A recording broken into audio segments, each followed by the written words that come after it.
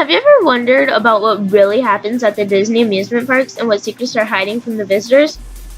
Well, if so, now you're gonna know. First, let's talk about the Haunted Mansion attraction. The Haunted Mansion is an attraction located in several Disney theme parks around the world. The Haunted Mansion features a ride-through tour and dune buggies, and a walk-through show is displayed to riders waiting in the line.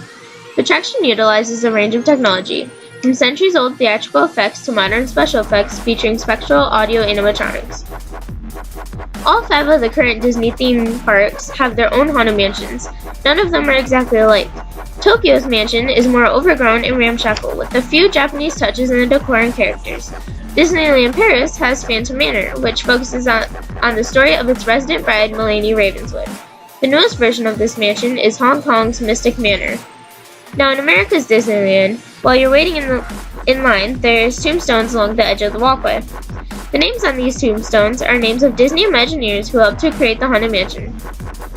Grandpa Mark is Mark Davis, a figure in the design of Disneyland and the Haunted Mansion. Fred Jorger, set designer and sculptor of plaster rocks, is good old Fred, conveniently killed when a great big rock fell on his head. Gil Gracie created most of the mansion's special effects and is known as Master Gracie. The animatronic tombstone of Dear Sweet Leota is named after the Imagineer who performs the face of Madame Leota. Speaking of dead people, tons of visitors and staff believe that there is a little boy haunting the attraction. Yes, a real ghost boy. Years ago, a woman approached Disney saying that one of her sons had been killed and that he had absolutely loved the Haunted Mansion. She wanted to spread his ashes in the mansion, but Disneyland, of course, said no. So the woman got on the ride and at some point dumped the ashes out. But that's the story. Side note, CNN reports that the family of a 7-year-old boy did indeed dump his ashes in Disneyland's Haunted Mansion ride.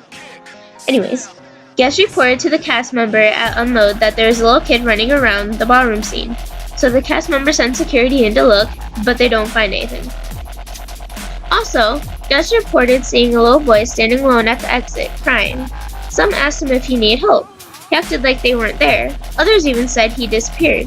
By the time they tell a cast member about the boy and goes to check it out, he's gone. This photo is taken in the first hallway of the ride. As you'll see in the photo, it appears as though a child is peeking his head out of the dune buggy and looking directly at the rider who took this picture. Not only was he not there when he took the picture, there wasn't a child of his age within 20 people in front of them in line. And as you can see, he's only a few dune buggies in front of him. There's no flash and no visible light coming from the camera.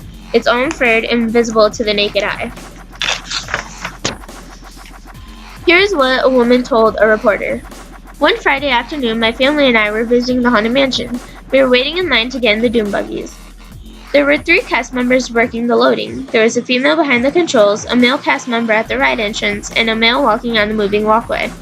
I had a side view of the walking cast member. He was a young man with light brown or dark blonde hair. He was looking at a small piece of paper, a little bit bigger than a business card. They had stopped loading the ride for a few seconds because a couple of the dune buggies were occupied with visitors. During that interim, the walking cast member all of a sudden reached down, as if to pick up something, and never came back up. When I walked through the entrance, I looked down the side of the ride and did not see the cast member. When my husband and I were loaded in the dune buggy, I asked him what he thought the cast member was picking up. He said no one was picking up anything. Then I went through my story and he told me there wasn't another male loading guest. Then I asked my daughter and her friend and she said that there is only the female cast member and the male cast member. Since we are currently talking death, when Pirates of the Caribbean was first being built in 1967, the Imagineers weren't happy with the false skeletons placed around the ride. So, with the help of UCLA Medical School, they were able to place actual human skeletons about the place.